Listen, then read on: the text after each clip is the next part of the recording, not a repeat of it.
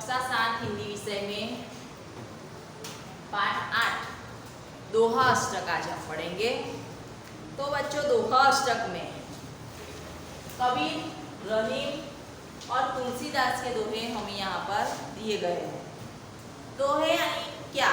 अपनी बात को कम से कम शब्दों में कहना, लोगों को बताना, समझाना, उसे दोहा कहते हैं। तो कबीर, तुलसीदास और रहीम ने ऐसे काफ़ी सारे दोहे की रचना की है। तो यहाँ पर इनके कुछ दोहे हमें दिए गए हैं। दोहे हिंदी भाषा साहित्य की अनमोल निधि है। दोहे व्यावहारिक दृष्टांतों के माध्यम से सरल सहज रूप में जीवन, लोक व्यवहार, गुण, स्वभाव, नीति रीति आदि से परिचित कराती है। हमारे जीवन के जो व्यवहारिक उदाहरण है, वह उदाहरण के माध्यम से हमें सरल अर्थ समझाता है, सहजता से समझाता है, अच्छी तरह से समझाता है। हमारे आसपास के लोगों के व्यवहार, गुण, स्वभाव के बारे में भी बताता है। तो प्रस्तुत इकाई में कबीर, तुलसीदास, रहीम के चुने गए ऐसे ही दोहे यहाँ पर संकलित है, यानी क्या हमें दिए हुए हैं ऐसे ही कुछ दोहे। तो हम पहले कबीर के दोहे की चर्चा आज करेंगे। तो कबीर जो है वे 15वीं शताब्दी के कवि है। 15वीं शताब्दी। वे बड़े संत थे। इन्होंने हिंदू और मुसलमानों को उनकी गलतियों के लिए फटकारा। हिंदू और मुसलमान जो है वह काफ़ी सारा लड़ाई झगड़ा करते हैं अपने अपने धर्म को ऊंचा बताने के लिए। तो वह अपनी गलतियों के लिए उन्हें फटकारते हैं, यानी कि अपने दोहे में उन पर व्यंग करते हैं और दोनों को हिल मिल कर रहने का उपदेश देते हैं। तो चलो कबीर के कुछ दोहे ऐसे ही हमें आज समझते हैं। तो बच्चों, कबीर के हो, तुलसीदास के हो, रहीम के हो, दोहे का एक ही प्रकार का राग होता है। आप अच्छी तरह से वह राग को गा सकते हैं। बड़ा हुआ तो क्या हुआ, जैसे पेड़ खजूर, पंथी को छाया नहीं, फल लागे अधूरे। इसका राग हम आज गाते हैं। एक दोहे का राग हम समझते हैं, बाकी का दोहे का राग आप अपने आप उसे बैठा लीजिएगा, आप गा सकोगे। तो यहाँ पर है, इस तरह से हम गा सकते। एक मैं गाऊंगी और आगे फिर आपको गाना है आगे के दोहे। बड़ा हुआ तो क्या हुआ, जैसे पेड़ खजूर, पंथी को छाया नहीं, फल लागे अति दूर। कबीरा, फल लागे अति दूर। तो इस तरह से आप सभी दोहे को गा सकते हैं। हमारे वीडियो के बाद हम आगे के दोहे के राग आपसे ही सुनेंगे, आप भी इस दोहे को गा सकें। तो इसे समझते हैं कि बड़ा हुआ तो क्या हुआ, जैसे पेड़ खजूर, पंथी को छाया नहीं, फल लागे अति दूर। यानी कि यहाँ पर बड़ा हुआ तो क्या हुआ, जैसे पेड़ खजूर, यानी कि खजूर का पेड़ कैसा होता है, ऊंचा होता है। जो देखा है आपने, खजूर का पेड़ जो है वह ऊंचा ऊंचा होता है और उसके पत्ते कैसे होते हैं पता है? उसके हमारे यहाँ पर हमारे स्कूल में जो है पेड़ पौधे, वो पेड़ आप देखिएगा, आप उसके नीचे देखिएगा तो छाया आपको मिलेगी, क्योंकि उसके पत्ते घने सारे होते हैं, बहुत सारे उसके पत्ते होते हैं, तो उससे आपको छाया मिलती है। कुछ पेड़ है वो हमें फूल देते हैं, कुछ पेड़ हमें फल देते हैं। पर खजूर का पेड़ फल तो देता है, पर उसके पत्ते कैसे होते हैं, वो बहुत ही ऊंचा होता है और उसके पत्ते बहुत ही कम होते हैं, और वो भी लकड़ी की तरह इस तरह से होते हैं उसके पत्ते। तो इससे क्या होगा कि अगर खजूर के पेड़ के नीचे आप खड़े रहोगे तो आपको धूप ही लगेगी, आपको छाया नहीं मिलेगी, क्योंकि उसके पत्ते जो है वो दूर दूर होते हैं और लकड़ी की तरह ऐसे सीधे सीधे होते हैं, तो उससे नहीं मिलेगा। इस तरह से पेड़ होता है, खजूर का पेड़ ऊंचा ऊंचा होता है, फिर उसके जो पत्ते होते हैं ऐसे ऐसे दूर दूर होते हैं। तो इससे क्या होता है कि नीचे हमें उसकी छांव हमें नहीं मिलेगी। तो किसी को फल खाना हो तो वह फल इतना ऊंचे से लेकर नहीं खा सकता, बहुत ही ऊंचा पेड़ होता है, इसलिए किसी को भूख लगे तो वह पेड़ पर चढ़कर उसके फल तोड़कर नहीं खा सकता, बहुत ही ऊंचे होते हैं इसलिए।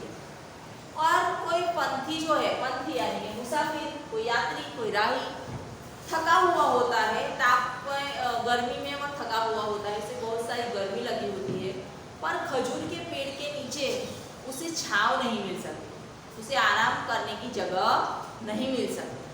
तो इसीलिए कबीर यहाँ पर कहते हैं कि बड़ा हुआ तो क्या हुआ, तुम बड़े हो तो क्या हुआ, खजूर जैसे नहीं होना है। खजूर क्या करता है कि मैं बड़ा हूँ इसलिए गर्व करता है, पर खजूर से जैसा बड़ा होना कोई फायदे में नहीं है, कोई अच्छी बात नहीं है, क्योंकि उसके ना कोई फल खा सकता है, ना ही उसकी छाया में कोई बैठ सकता है।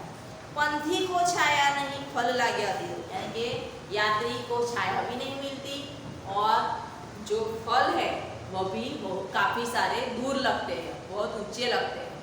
तो ऐसा बड़ा होने से कोई फायदा नहीं है। हमें बड़ा तो बनना है पर दूसरों को मदद कर सके, ऐसा बड़ा हमें बनना है। हमारे कार्य से, हमारे पास जो धन संपत्ति है उससे हमेशा दूसरों की मदद होनी चाहिए।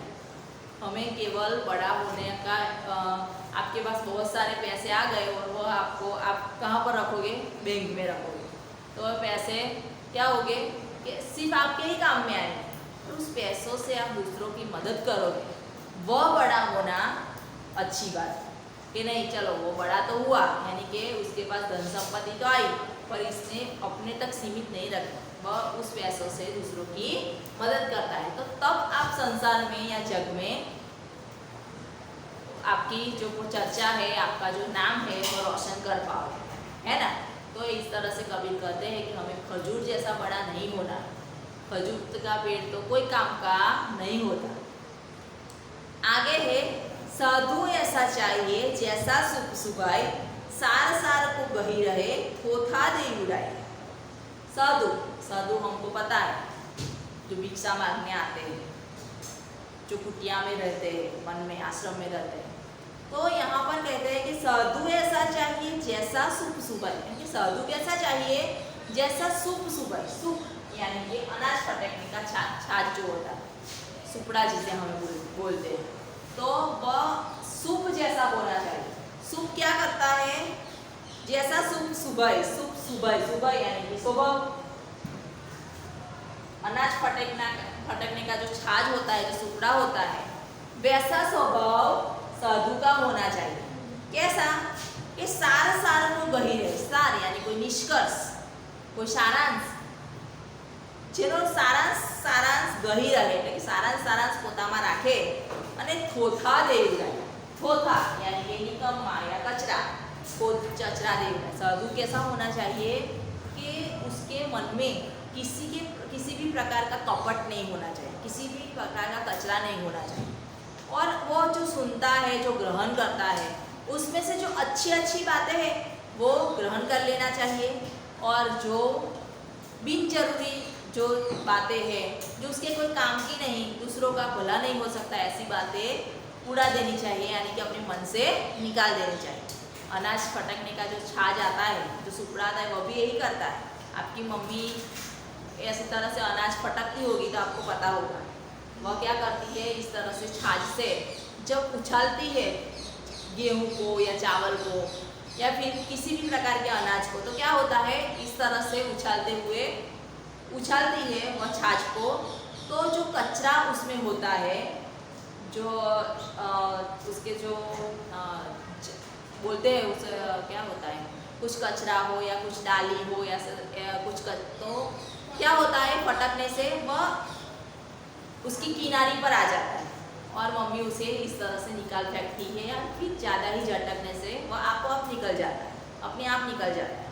तो ऐसा होना चाहिए कि सूप जैसा होना चाहिए कि उसको उछालने से कि जैसे कचरा कैसे बाहर निकल जाता है और कैसे सुपड़े में क्या, छाछ में क्या रह जाता है, अच्छा अनाज बच जाता है।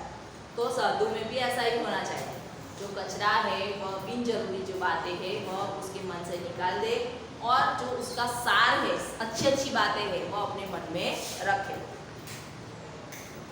माखी गुड़ में गड़ी रहे, पंख रहो लिपटाए, हाथ मले और सिंधु ने लालच बुरी बताई। यानी कि यहाँ पर क्या कहा है कि माखी गुड़ में गड़ी रहे, यानी कि माखी जो गुड़नी लालच करे पंख रहो लिपटाए, यानी कि माखी એવું ઈચ્છે कि मुझे गुड़ खाना है और इसकी लालच में, लालच यानी कि लोभ, उसके लोभ में वह क्या करती है, जाकर गुड़ पर बैठ जाती है।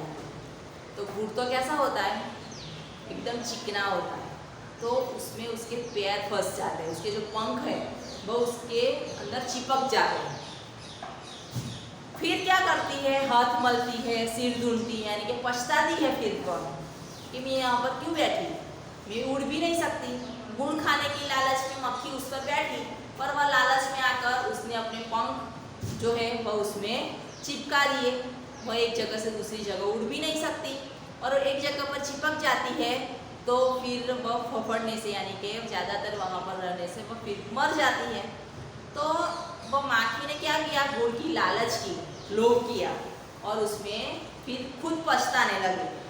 लालच बुरी है, तब उसे समझ में आया, जब उसे पछतावा हुआ तब उसे समझ में आया कि लालच जो है, लोभ जो है वह बुरी बलाए है। बलाए यानी कि यहाँ पर लिखा है आपत्ति, आफत। लालच जो है वह बड़ी आफत होती है, तो हमें लालच नहीं करनी चाहिए, हमें जितना मिला है उतने में ही हमें संतुष्ट होना चाहिए। तो माखी इस तरह से, माखी के माध्यम से, माखी के उदाहरण से हमें कबीर यह समझाते हैं। तो 3 बात हमने कबीर ने हमें यहाँ पर समझाई कि हमें खजूर जैसा बड़ा नहीं बनना है जैसे दूसरों की मदद ना कर सके, हमें ऐसा बड़ा बनना है कि हमेशा हम दूसरों की मदद कर सकें। फिर साधु जैसा, साधु का स्वभाव इस तरह से होना चाहिए, साधु के स्वभाव के बारे में हमें बताया गया है। और माखी के माध्यम से हमें बताया गया है कि हमें लालच नहीं करनी चाहिए, हमें जितना मिला है उसमें हमें संतुष्ट रहना चाहिए। आगे तुलसीदास जी के और रहीम जी के दोहे हैं, वो हम आगे के वीडियो में समझेंगे।